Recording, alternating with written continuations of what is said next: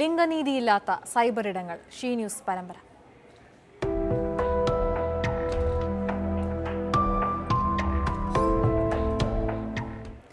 Digital India വിപ്ലവത്തിന് രാജ്യം തയ്യാറെടുക്കുമ്പോഴും cyber ഇടങ്ങളിൽ സ്ത്രീ എത്രത്തോളം സുരക്ഷിതയാണ്? തുല്യനീതി ഭരണഘടന ഉറപ്പുതരുമ്പോഴും അവൾ എല്ലാ മേഖലയിലും പുരുഷന് പിന്നിലേക്ക് താഴെപ്പെടുന്നു. സൈബർ ഇടങ്ങളിലും ഇതിന് തുലവും വ്യത്യാസമില്ല. സാമൂഹിക മാധ്യമങ്ങളിൽ സ്ത്രീയുടെ ഇടപെടലുകൾ മുമ്പെങ്ങുമില്ലാത്ത വിധം വർദ്ധിക്കുമ്പോഴും അവൾ സുരക്ഷിതയാണെന്ന് പറയാൻ കഴിയുമോ? സൈബർ മേഖലയിൽ സ്ത്രീകൾക്കെതിരായ അതിക്രമങ്ങൾ തടയുന്നതിന് ഫലപ്രദമായ നടപടികൾ ഭരണകൂടം സ്വീകരിച്ചിട്ടുണ്ടോ? ഉണ്ടെങ്കിൽ അത് ഫലപ്രദമായി ഉപയോഗിക്കാൻ കഴിയുന്നുണ്ടോ? എന്തെല്ലാം വിധത്തിലാണ് സ്ത്രീകൾ സൈബർ ആക്രമണത്തിന് വിധേയമാകുന്നത്? സൈബർ ലോകത്തെ ലൈംഗിക സദാചാരത്തിന് ഇരയാകുന്നത് സ്ത്രീകൾ മാത്രമാണോ? തുടങ്ങിയ കാര്യങ്ങളാണ് ഷീ ന്യൂസിന്റെ ലിംഗനീതിയില്ലാത്ത സൈബർ ഇടങ്ങൾ എന്ന ക്യാമ്പയിൻ ചർച്ച ചെയ്യുന്നത്. സാങ്കേതിക സാക്ഷരത കൈവരിച്ച ലോകമാണ് സൈബർ ഇടമെങ്കിലും നിരവധി സ്ത്രീകളാണ് അവിടെ ചൂഷണങ്ങൾക്ക് വിധേയമാകുന്നത്. പലരും തങ്ങൾക്ക് നേരെയുണ്ടാകുന്ന സൈബർ ചൂഷണങ്ങളെക്കുറിച്ച് തുറന്നു പറയാൻ ഭയപ്പെടുന്നു. നിയമങ്ങളുടെ അപര്യാപ്തതയിലേക്കാണ് അത് വിരൽ ചൂണ്ടുന്നത്.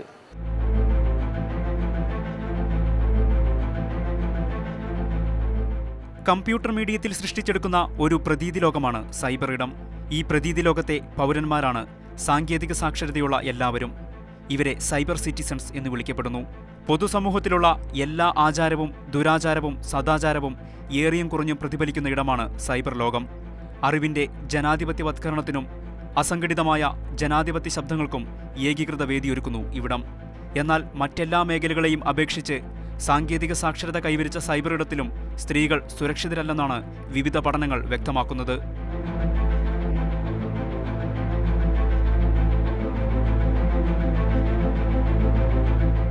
അഭിപ്രായ പ്രകടനത്തിന്റെ പേരിൽ സോഷ്യൽ റേപ്പിന് പോലും സ്ത്രീകൾ സൈബർ ഇടത്തിൽ വിധേയരാവുന്നു. അടുത്തിടെ സാമൂഹിക പ്രവർത്തകയും ഡബ്ബിംഗ് ആർട്ടിസ്റ്റുമായ ഭാഗ്യലക്ഷ്മിയും സൈബർ ആക്രമണത്തിന് വിധേയയായി. സ്വന്തം മക്കൾക്കൊപ്പം ഇരിക്കുന്ന ഫോട്ടോ ഫേസ്ബുക്കിൽ പോസ്റ്റ് ചെയ്തതിന് താഴെ ലൈംഗിക ചുവയുള്ള കമന്റ് ഇട്ടുകൊണ്ടായിരുന്നു സൈബർ ഇടത്തിലെ ആൺമേൽക്കോയ്മ അവരെ ആക്രമിച്ചത്.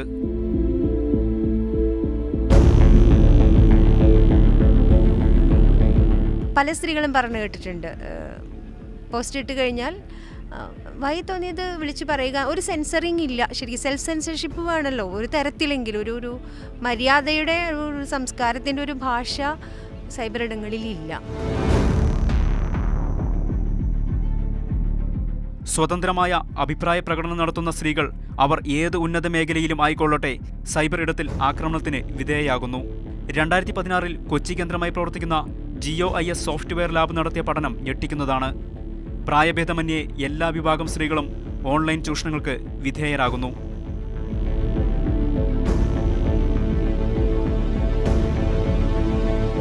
10,000 സ്ത്രീകളെ പങ്കെടുപ്പിച്ച സർവേയിൽ 56% പേരും സൈബർ ലോകത്ത് സ്ത്രീകൾ സുരക്ഷിതരല്ലെന്ന് വ്യക്തമാക്കുന്നു. പിന്നീടാണ് മനസ്സിലാവുന്നത് അങ്ങനെയല്ല, ഇതൊരു ട്രാപ്പാണ്. ഒരുപാട് പേരിങ്ങനെ കാത്തിരിപ്പുണ്ട്, ആരെ വേണമെങ്കിലും കിട്ടാൻ. അത് അങ്ങനെ പ്രവർത്തിക്കുന്ന റാക്കറ്റ് തന്നെ ഉണ്ട് എന്നൊക്കെ സ്ത്രീകൾ അറിയുന്നില്ല. അപ്പോൾ അത് നമ്മുടെ മാധ്യമങ്ങളും നമ്മുടെ വായനയിലും ഒക്കെ ഇതിൻ്റെ മോശവശങ്ങൾ, അതിൻ്റെ ദുഷിച്ച വശങ്ങളെക്കുറിച്ച് എത്രത്തോളം നമുക്ക് പറഞ്ഞു മനസ്സിലാക്കി കൊടുക്കാൻ സാധിച്ചിട്ടുണ്ടെന്നുള്ളത് ഒരു ചോദ്യമാണ്. സൈബർ ഇടങ്ങളിൽ കടുത്ത വിവേചനങ്ങൾക്ക് വിധേയരാകുമ്പോഴും ഇതിനെതിരെ നിയമ നടപടികൾക്ക് സ്ത്രീകൾ മുതിരുന്നില്ല. 89% സ്ത്രീകളും സൈബർ അക്രമിക്കെതിരെ പരാതി നൽകിയിട്ടില്ലെന്നും പഠനം ചൂണ്ടിക്കാട്ടുന്നു. സൈബർ നിയമം ഫലപ്രദമല്ലെന്ന് 28% പേരും കരുതുന്നു. സൈബർ പോലീസിന് സഹായിക്കാൻ കഴിയില്ലെന്ന് 11% പേരും അഭിപ്രായപ്പെടുന്നു. Arun P Gopi, news desk, Mathrubhumi news. ഈ വിഷയത്തിൽ സംസാരിക്കാൻ പൊതുപ്രവർത്തക ധന്യാരാമനും കോൺഗ്രസ് നേതാവും കൊല്ലം DCC പ്രസിഡന്റുമായ ബിന്ദു കൃഷ്ണയും ചേരുന്നു. ആദ്യം ധന്യാരാമനിലേക്ക്. ധന്യ, സാങ്കേതിക സാക്ഷരത വളരെ കൈവരിച്ച ലോകമാണ് സൈബർ ഇടം എന്നാണ് പറയപ്പെടുന്നത്. പക്ഷേ സൈബർ ലോകത്ത് സ്ത്രീകൾ സുരക്ഷിതരാണെന്ന് താങ്കൾ തോന്നുന്നുണ്ടോ? ഇത് നമ്മുടെ നേരത്തെ ഈ റിപ്പോർട്ടിൽ പറഞ്ഞ പോലെ തന്നെ സൈബർ ലോ നമ്മുടെ കേരള പോലീസ് എന്ന് പറയുന്നത് വെൽ എക്യുപ്ഡ് ആണ്. ഓരോ പോലീസ് സ്റ്റേഷനിലും 5 പോലീസുകാർക്ക് വീതം സൈബർ പരിശീലനം നൽകിയിട്ടുണ്ട്, സൈബർ അതിക്രമങ്ങളെ എങ്ങനെ തടയണമെന്നുള്ളത്. അപ്പോൾ സൈബർ ആക്രമണത്തിന് ഇടയാകുന്നവർ ഒരിക്കലും പരാതി നൽകുന്നില്ല എന്നുള്ളതാണ് ഇതിൻ്റെ യഥാർത്ഥ വസ്തുത. കാരണം 89% ആളുകളും പരാതി നൽകാൻ തയ്യാറാവുന്നില്ല. നമ്മൾ കണക്കെടുത്ത് നോക്കിയാൽ 2010 10% സൈബർ ആക്രമണമാണ് സ്ത്രീകൾക്ക് നേരെ നടന്നുകൊണ്ടിരുന്നതെങ്കിൽ അത് 2017 ആയപ്പോഴത്തേക്ക് 35% വർദ്ധിച്ചു. അത്രയും വർദ്ധിച്ചു എന്നാണ് കേരള പോലീസിൻ്റെ സൈബർ ഡോം വിഭാഗം പറയുന്നത്. എനിക്ക് മനസ്സിലാക്കാൻ കഴിഞ്ഞാൽ ഇപ്പോൾ എനിക്കെതിരെ തന്നെ ഒരു സൈബർ അറ്റാക്ക് ഉണ്ടായിരുന്നു. അപ്പോൾ ഞാൻ രേഖാമൂലം പരാതി കൊടുക്കുകയും ഏകദേശം ആ കേസിൻ്റെ അന്വേഷണം പൂർത്തിയാവാനായി അതിനകത്ത് ഷെയർ ചെയ്തവരെ വരെ ഇത്തരം വിഷയങ്ങൾ ഷെയർ ചെയ്തവരെ വരെ പ്രതിയാക്കിക്കൊണ്ടാണ് കേസ് രജിസ്റ്റർ ചെയ്തിട്ടുള്ളത്. അതുകൊണ്ട് തന്നെ നമുക്ക് ഇത്തരം പ്രശ്നങ്ങൾ വരുന്ന സമയത്ത് തീർച്ചയായിട്ടും നിയമ നടപടികൾ സ്വീകരിക്കുകയാണെങ്കിൽ മാത്രമേ ഇത്തരം അതിക്രമങ്ങളെ കുറയ്ക്കാനായിട്ട് നമുക്ക് സാധിക്കുകയുള്ളൂ. ഞങ്ങളിപ്പം നമ്മുടെ 2-3 സുഹൃത്തുക്കളോട് ചേർന്നിട്ട് ഒന്ന് സ്റ്റോപ്പ് ഡിജിറ്റൽ വയലൻസ് എന്നുള്ളൊരു ക്യാമ്പയിൻ തുടങ്ങി, മറ്റേത് ഗോ ഡിജിറ്റൽ എന്നുള്ളത്. രണ്ടും നമുക്ക് വേണം. ഡിജിറ്റൽ സംവിധാനത്തിലേക്ക് നമ്മൾ പോകുമ്പോഴത്തേക്കും നമ്മുടെ ടാസ്ക് ജോലി കുറച്ചുകൂടി ഈസി ആയിട്ട് മാറുന്നുണ്ട്. മറ്റേത് സ്റ്റോപ്പ് ഡിജിറ്റൽ എന്നുള്ളതാണ്, കാരണം ഡിജിറ്റൽ വയലൻസ് എന്നുള്ളതാണ്. അപ്പോൾ ഇത്തരം സൈബർ ആക്രമണങ്ങളെ എങ്ങനെ ചെറുക്കാം, അല്ലെങ്കിൽ അതിനകത്ത് നമ്മൾ എങ്ങനെ മാനസിക പക്വത ഉള്ളവരായി നമ്മൾ ബിഹേവ് ചെയ്യണം എന്നുള്ളതാണ് മറ്റേത് നമ്മൾ കൊടുക്കുന്നത്. അപ്പോൾ ഞങ്ങൾ ഈ ക്യാമ്പയിൻ തുടങ്ങിയപ്പോൾ തന്നെ ഏകദേശം 20ഓളം പേര് പരാതിയായി എത്തി.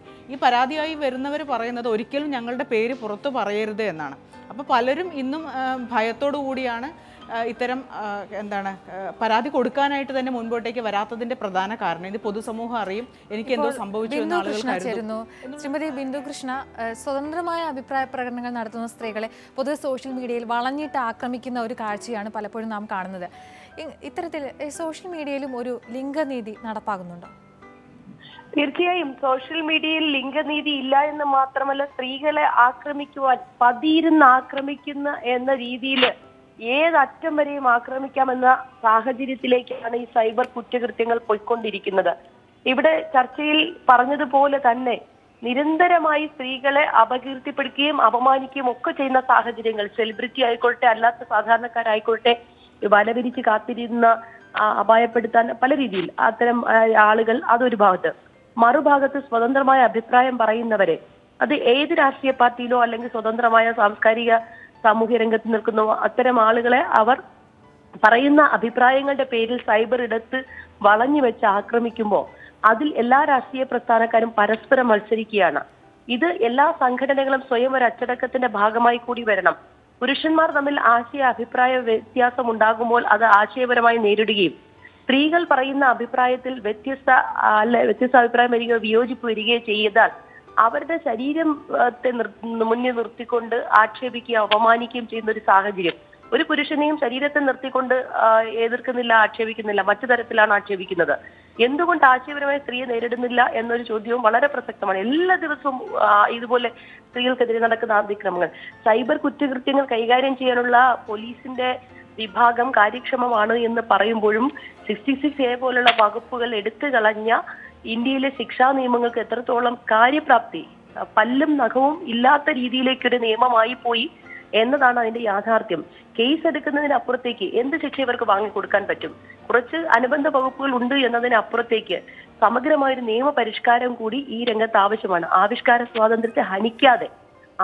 സ്വാതന്ത്ര്യത്തെ ഹനിക്കുന്നു എന്ന പേരിലാണ് ഇത്തരം നിയമങ്ങൾ ഇല്ലാതെ ആയിപ്പോയത്. പക്ഷെ അങ്ങനെ ഹനിക്കാതെ തന്നെ വ്യക്തിഹത്യയെ തടയുവാനുള്ള സമഗ്രമായ നിയമനിർമ്മാണം അനിവാര്യമാണ്. അതുപോലെ തന്നെ ഇത്തരം കുറ്റക്കാരെ ഒറ്റപ്പെടുത്താനുള്ള, ഏത് തരത്തിൽ സ്ത്രീയെ ആക്രമിക്കുന്ന നിലയിലേക്ക് പോകുന്ന ഈ കുറ്റകൃത്യം ചെയ്യുന്നവരെ ഒറ്റപ്പെടുത്തി നിർത്തുവാനുള്ള ഉത്തരവാദിത്വം കൂടി നമ്മൾ ഏറ്റെടുക്കേണ്ടതാണ്. ഞാൻ ഈ കാര്യത്തിൽ 3-4 വർഷം മുമ്പ് തന്നെ ഒരു സഹിക്കാൻ വയ്യാതായ ഒരു കേസ് കൊടുത്താണ്. പക്ഷെ ഇതുപോലെ കേസ് രജിസ്റ്റർ ചെയ്തു, അന്വേഷണം നടത്തി, ആരെയൊക്കെ അറസ്റ്റ് ചെയ്തു. പിന്നെ ആ കേസ് എങ്ങോട്ട് പോയെന്ന് എനിക്കും അറിയില്ല, അത് നടത്തിയ ആളുകൾക്കും അറിയില്ല. ഒരുപാട് കേസുകൾ അങ്ങനെ എങ്ങും എത്താതെ ഇരിക്കുന്നുണ്ട്. അതുമാത്രമല്ല, ഫേസ്ബുക്കിലെ ലിങ്കുകളൊക്കെ കിട്ടാൻ വേണ്ടി അമേരിക്കയ്ക്ക് എഴുതി കാത്തിരുന്ന് സായുജ്യം അടയുന്ന സാഹചര്യമുണ്ട്. അങ്ങനെ പല സാഹചര്യങ്ങൾ.